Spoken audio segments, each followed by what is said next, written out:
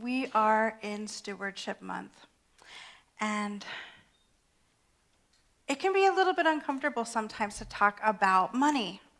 And that's one of the things I love about New Vision Center is we don't treat money like it's some other thing. Like there's spiritual life and then there's money, or there's spiritual life and then there's work. We honor the idea that if spirit is all there is, if God is all there is, then money has to be a part of it. And we play games and do activities to anchor in money and abundance of really anything good. And then about 30 seconds after we do that, I get, Reverend Lezli, where's my money? As Tom said to me this morning, show me the money. And we've talked all the way around it in this month, haven't we? This is the show me the money talk. You knew we were going to get there eventually. So let's take a look at where all we have been. We're talking about stewardship, and stewardship is literally the care of that which matters to you. So there's stewardship of your finances, there's stewardship of your family relationships, there's stewardship of your spiritual center, anything that matters to you. How do you care for it? We fund it, we put our time and energy into it, we make sure that it is very clear that it matters to us. And so we've talked about this idea of accepting the invitation and stepping into giving, seeing the good that happens on the inside of ourselves that are all precursors to this idea of watching the abundance flow in. So let's all take a deep breath. We can do this. Here's the thing. If you want practical output, if you want manifest output, if you want to actually have the money, you have to do practical things. We have to move from consciousness into action. And if we don't, it just stays a really good idea. Anybody been hanging on to a really good idea about money and abundance for a really long time and haven't quite seen it come through yet? All right, so we're going to talk about how to make that move out. We think of our big teaching circle, we put the ideas in, and it goes through our consciousness. The consciousness piece was last week. And then it comes into form. And if we want it to do that, we need to invite it into form by our actions. How's that sound? Pretty good? This is the law of circulation we're talking about. That which we put out returns to us amplified. The pagans would say the rule of 3. It comes back amplified 3 times. In the Bible, it says it comes back to us pressed down and overflowing. I mean, we can't even contain it. It's like the bank called us and said, I'm sorry, you have to start a different kind of account because we can't hold all of your money in this kind of account. But all of that is based on actual physical activity. Thinking activities, heart-based activities, and walking it out. So I've played with a couple of true truths. That's what I like to call the little sayings we have in New Thought and also in personal development that are true, but we don't really talk about what that means in the real world. So we can have that slide back. We'll talk about Principle is Not Bound by Precedent by Thomas Troward, who was a forethinker in this movement. Principle is not bound by precedent. This is a life-changing thing. If you understand what it means. Anybody out there going, that is so many syllables? I'm not sure what Judge Troward was trying to say here. So I've put it through my Troward to English dictionary translator, and we come up with this. Spirit is not limited by what happened in the past. Spirit is not limited by what happened in your past. It's not limited by what you did or what you thought or who affected you or what fell through. It's not. It's fresh continually. It's fresh continually. When we keep doing the same things, we can pretty much expect to get basically the same results. Yes? This can be a really great habit builder. We do a thing, we get a pretty good result. We're like, I'm doing that. I'm going to stick with that plan. Unfortunately, we're inertia. beings. Inertia is that law of physics that says an object in motion tends to stay in motion, but an object at rest tends to stay at rest. And doing what we've done before is staying at rest. It feels like we're doing a thing, doesn't it? But then we get what we got before, and then we go, it doesn't work. Reverend Lezli told me I should do the thing, and I did the thing, and it didn't work. Take a breath if that's you. You know who you are. You know who you are. So, the first question, there are many questions in this talk. The first question, are you ready for something different? Yes. You ready? Like, really think about it, because we say this and then we do the same thing, right? It's not the first time we've had this conversation. Are we really ready to have a different experience? Yes. So that means we're going to have to do some things a little bit different. The first thing is to really embody this idea. Spirit is not limited by what happened to me. Spirit is not keeping score. Why are you? Why are you? The person that did the thing in 1984, are they still in your mental dungeon? Peek in. They still in there? Sometimes you let them out and you look back a couple weeks later and darn it, they crawled back in. How did that happen? The thing that you tried that didn't work out in 1996, still feeling shame about that? Why are we keeping score? Spirit is fresh every moment. And what are we made of? Spirit. I need to hear that louder. Spirit. If we are made of that which is continually renewed, why are we holding on to the past like that has anything to do with who we are? I don't know about y'all. Well, I do, but I'm going to pretend like I don't know about y'all. I am an emanation of divine power and presence, right? I am someone who can connect with the divine on the inside of me anytime I want, because it's always right there, right? And I am not a particularly interesting or special person compared to the entire, I don't know, what are we at, 8 billion people on the planet at this point? I mean, I think I'm neat. But I don't have a power that anybody else doesn't have, right?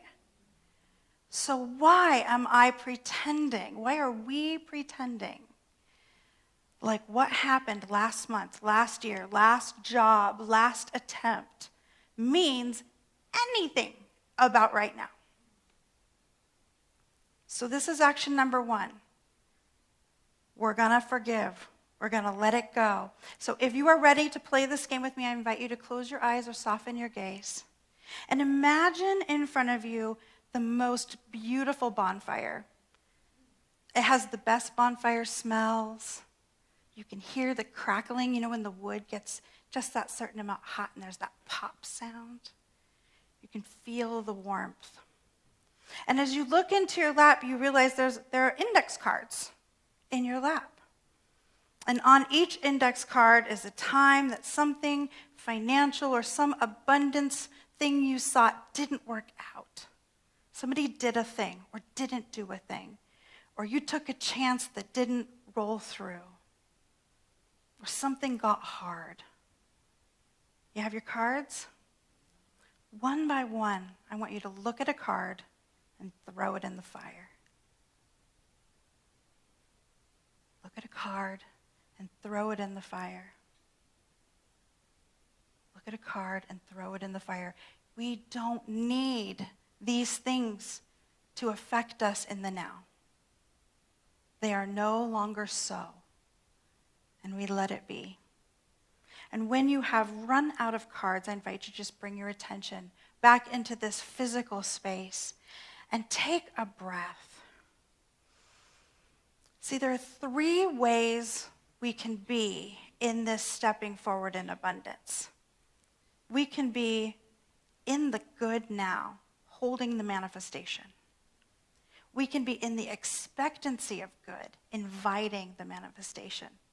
Or we can be in the now. Didn't work before, isn't going to work now, it's all garbage. Where are you? Where are you?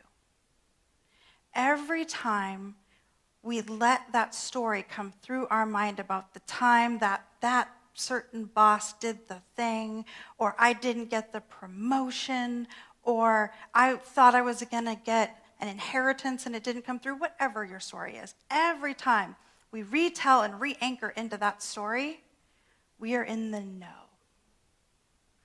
Every time we say, I'm inviting it in, but it's not here yet, where are we at? We're in the know. Every time we say, I don't think this works because I haven't manifested it, I can't see it yet, where are we? We're in the know. What happens in the know? More of the same we always had. The know feels safe though, right? Because I'm practical, because I'm rational, because I'm reasonable. It only feels safe because it's what we've done.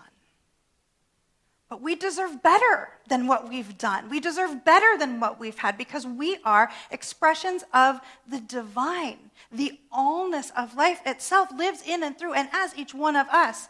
And we are leaving it on the floor. I mean, I have friends who won't even put their handbag on the floor, let alone the inheritance of all life. Principle is not bound by precedent. That's an important statement.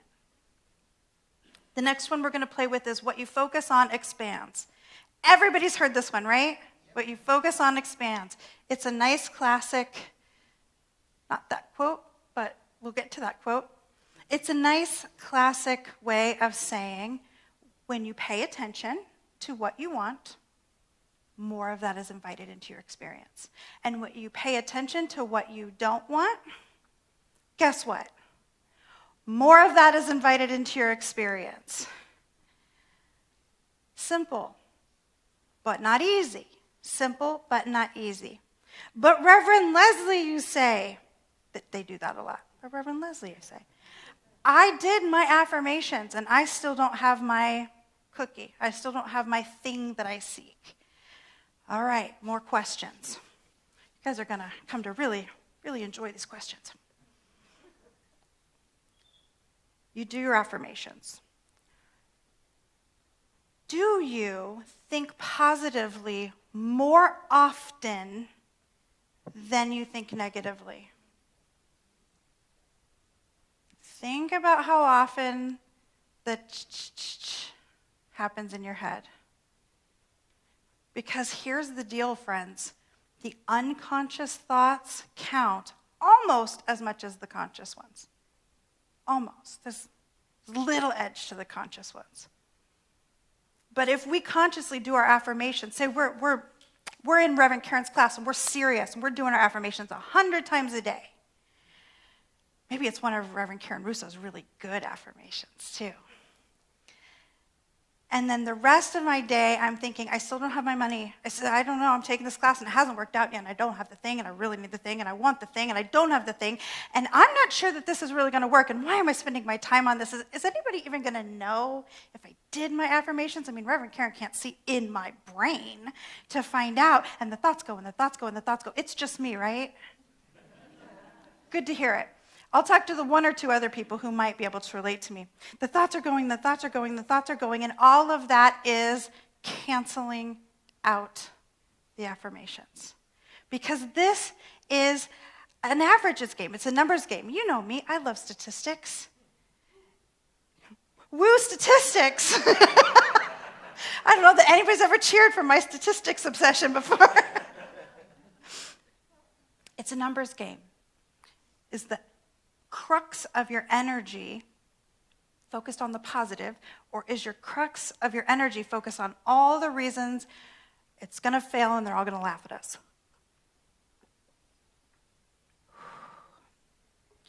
Are your positive thoughts deeper than your negative ones?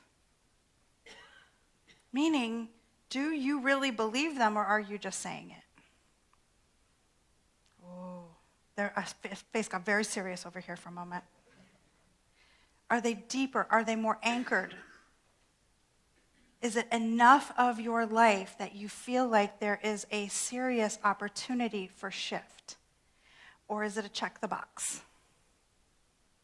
I've been guilty of checking the box. It's not like I don't know that's a thing. And then finally, you do your affirmations. Have you uprooted the beliefs behind the negative unconscious thoughts? If your negativity, your fear, your doubt, your remembering the challenges of the past is anchored all the way down into the molten lava at the center of the earth, and your affirmations are this tall, what do you think is going to win? Right? What do you think is going to win? That's what all that uprooting is. When we say, get thee a practitioner, it's not just because we love practitioners. We do. They're neat. You should get one. They're fun. And because they help you uproot the secret, hidden, sometimes shameful beliefs that are so deep down under there you don't even realize they're still there, but they are holding that negativity in place. Negativity isn't real. Yeah, take a breath for that one. That one got stunned silence. Negativity isn't real. It isn't based in anything. It's like when we say there is only God, there is no evil. We don't mean evil. Things we would call evil don't happen. We have the news. What we mean is it doesn't have any power of its own. It is counting on you to forget that you are a divine emanation and to empower it with your energy. And if we don't do that, guess what? It doesn't happen. There is no force for evil. There is no force for negativity. It's just siphoning off our failure to pay attention. So take a breath. When we're talking about uprooting or contradictory thoughts, there's a phrase in psychology or a concept in psychology that I really like that talks about restriction and binge. That when we restrict ourselves, when we consciously try not to do a thing, there can be a tendency to not only actively do the thing, but to do it more. This is why saying, I will control my thoughts, I will control my thoughts, I will control my thoughts, I will never, ever, ever, ever, ever, ever say a thing that is negative isn't as helpful as we think it is. Because the whole time we're thinking, I will not think a negative thought, I will not remember how my mother did not leave me $10,000 even though she left it to my sister. I will not remember that time I did not get the raise. What are we actually doing? We're remembering that stuff. We're bringing it into our consciousness. The way we get past the negative thoughts is by uprooting and removing the old beliefs. That's how that's done. We can't just slap ever more affirmations on top of it and call it good and then be surprised when the abundance doesn't show up. Whether it's abundance of romantic relationship or abundance of friends or abundance of finances. We have to do the whole job. We have to do the whole job. Ernest Holmes said it like this. We've got a slide. We put our whole trust in the law of good, and it becomes very real to us as we definitely speak it into being and into the being of our affairs. We deny anything and everything that contradicts our realization of this truth. We deny anything that contradicts the realization of this truth means we don't give power to anything that contradicts our realization of this truth. We don't give energy. We don't let ourselves be taken over by the fear of anything that contradicts our ability to experience in manifest reality in the physical world the thing that we are calling forth. It's important. It's important to remember that we are the empowered ones. Nothing's doing anything to us that it isn't doing through us. We get to decide. So here's a game I'm going to invite you to play over the course of the week. another practical, easy, basic step. And it's called the evidence game. That which you want, go look for proof it can be done. Look for echoes of it in your life. You know, when a plant's growing, this amazing thing happens. Right before the first little leaf sprout comes up, the earth dents in the tiniest bit because the seed is moving the soil to work its way out. You can go into an almost sprouted garden and see all these tiny little divots. Where are your divots? Are you celebrating your divots? Your divots are awesome, amazing. They deserve a party. The people around you that are doing the thing that you want, they are proof it can be done. That deserves to be celebrated. It deserves to be embraced. When we push it away with jealousy or envy or irritation or frustration, we're saying, oh, universe, never mind. I don't want that. I'm above that. I'm not above anything. I want all the good stuff.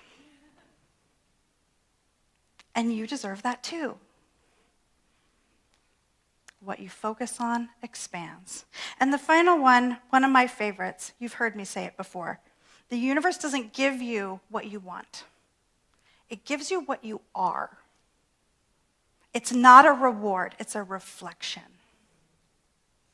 It's not a reward, it's a reflection. It's the universe saying, oh, I see half an Oreo. We better give her the other sandwich and the frosting filling. That's where that goes. Oh, you're thinking abundant thoughts. You're stepping into giving. You're seriously partaking in stewardship. That's where money goes. Oh, you are loving yourself completely. You are owning who you really are.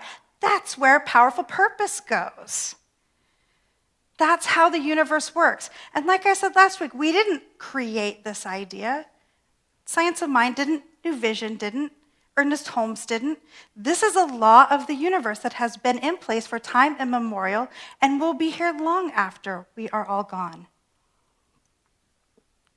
But at the end of the day, we cannot receive more than our consciousness will accept.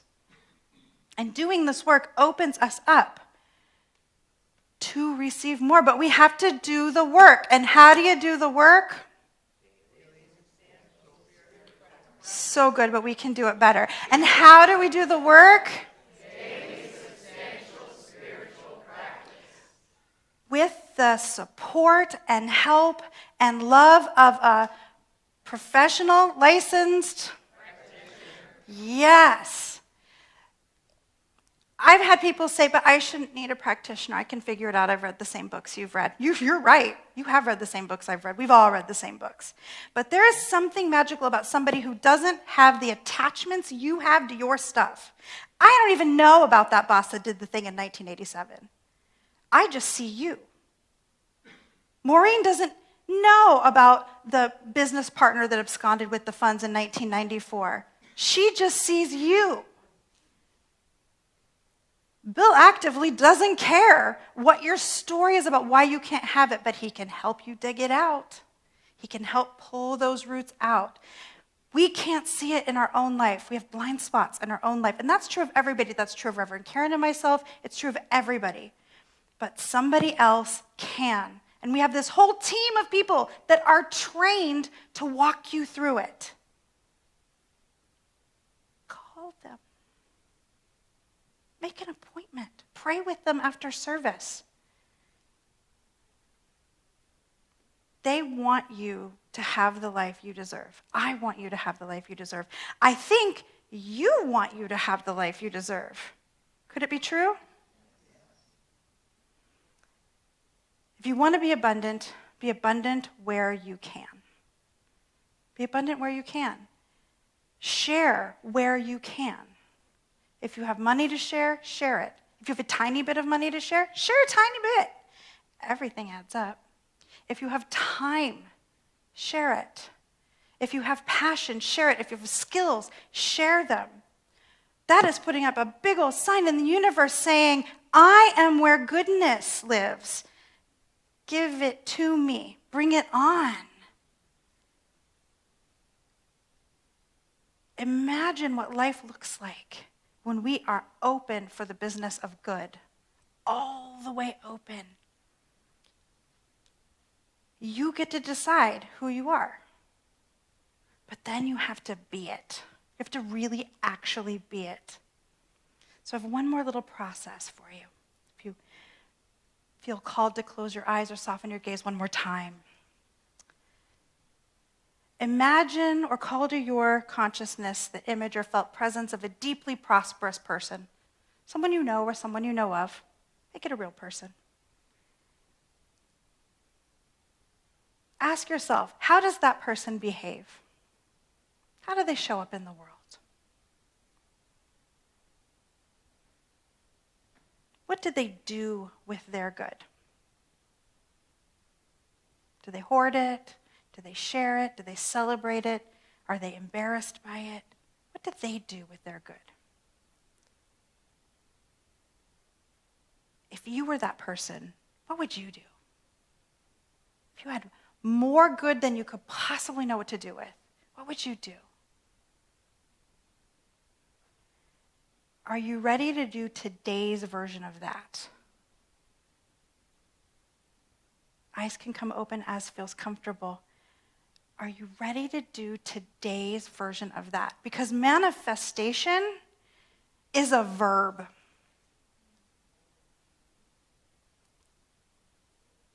Prosperity is a verb. We prosper. It's not something that happens to us by accident. It's a thing that we choose. So the thing that you want, the thing that you wish to call forth, the thing that you want to steward, well, are you ready to be that person you imagined to steward it? Manifestation is a verb. So the invitation, you know me, it's homework, is to pick one of those actions we talked about today. Forgiveness, doing the conscious uprooting, and celebrating, and stepping into your version of living an abundant life. Right where you are. Pick one of those actions, at least one of those actions, and get to work. And so it is.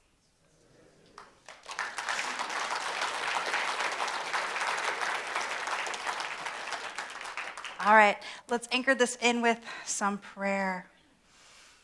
How good it is to remember that there's one God, one power, one life, one presence. It goes by infinite names, is celebrated in infinite ways, all of them good, all of them right, all of them true.